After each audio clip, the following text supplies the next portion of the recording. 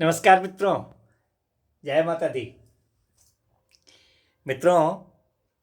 पिछले भाग 111 में हम लोगों ने BNSS 2023 के दो सेक्शंस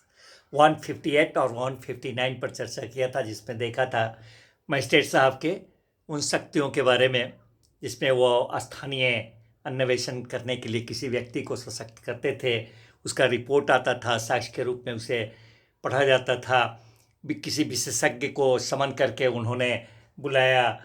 उसका परीक्षण किया। इस सब का स्थानीय अन्वेषण के खर्च का और क्या कहते हैं कि विशेषज्ञ महोदय के परीक्षण का जो खर्च किसको दिया जाएगा वगैरह वगैरह, किसके द्वारा ये खर्च दिया जाएगा, उसके बारे में पढ़ा था। उसी अनुक्रम में आज हम लेकर के आए हैं BNSS 2023 का भाग 112 में सेक्शन है 160। सेक्शन 160 BNSS 2023 हमें क्या बताता है मित्रों? ये बताता है हमें about procedure on order being made absolute and consequences of its disobedience. मित्रों,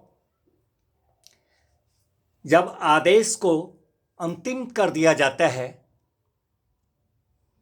तो वहाँ पर जो प्रक्रिया और उस आदेश का जो अवज्ञा अगर होता है तो उसका क्या परिणाम होता है, उसके संदर्भ में यह सेक्शन हमें बताता है। मित्रों, सेक्शन 155 जो हम लोग पीछे पढ़ चुके हैं और सेक्शन 157 दोनों हम लोग पढ़ चुके हैं। तो सेक्शन ये धारा कहता है कि सेक्शन 155 अथवा 157 के अधीन जो आदेश को अंतिम कर दिया जाता है, अर्थात यूं कहें कि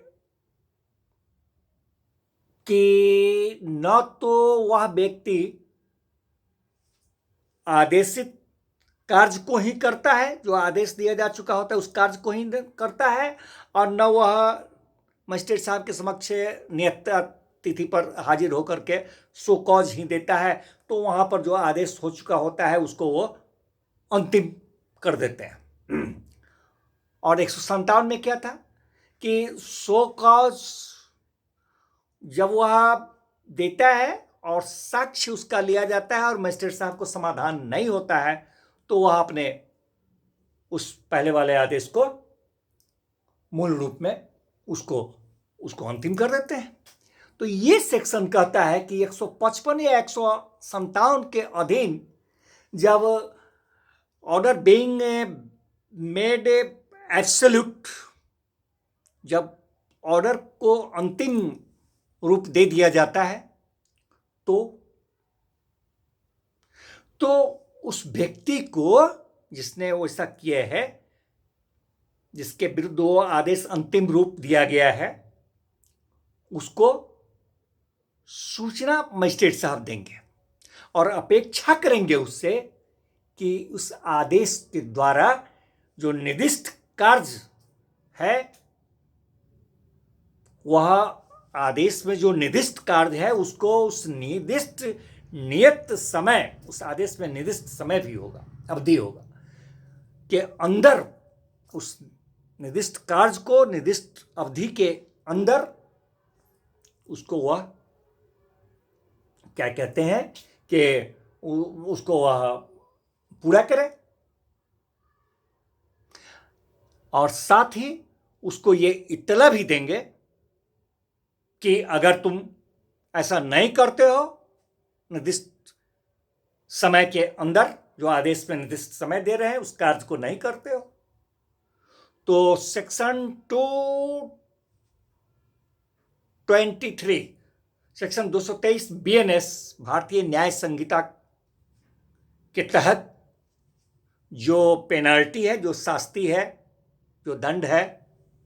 उसके तुम भागीदार होगे। मित्रों, बावजूद इसके अगर वह अवज्ञा करता है, आदेश को नहीं उस नियत तिथि तक, उस कार्य आदेश में जो निर्दिष्ट नियत तिथि है, जो कार्य है, उस कार्य को नियत तिथि में नहीं पूरा करता है, उपरोक्त इस बात को सूचित होने के बावजूद अपेक्षा जो किया गया उससे नहीं करता है, तो वैसे स्थिति में क्या होता है, तो जब वह अवज्ञा किया, इस बात का पालन नहीं किया, तो मजिस्ट्रेट साहब उस कार्य को जो उस आदेश में निर्दिष्ट है, उस कार्य को स्वयं अपने स्तर से करवाते हैं और उसको करवाने में जो खर्च आता है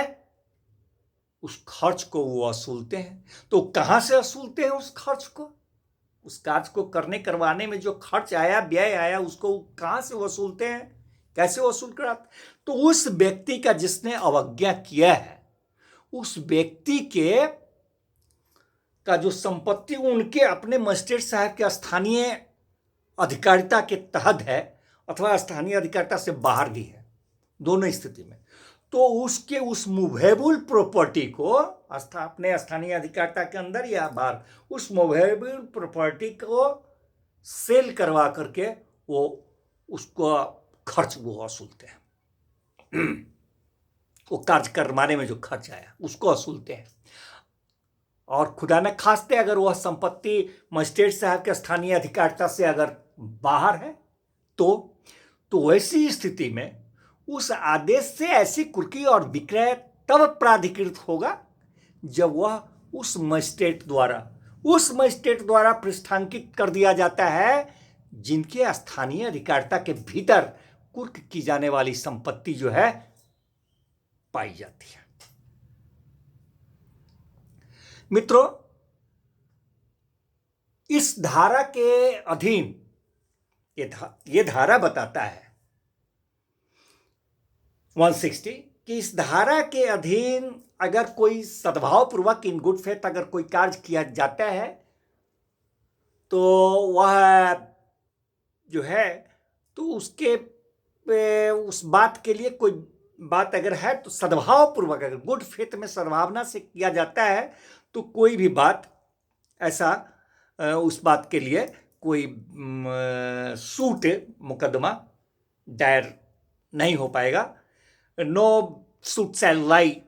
in respect of anything done in good faith under this section। तो मित्रों, फिर मिलते हैं इसी से संदर्भित नेक्स्ट भाग में नेक्स्ट सेक्शन के साथ। धन्यवाद।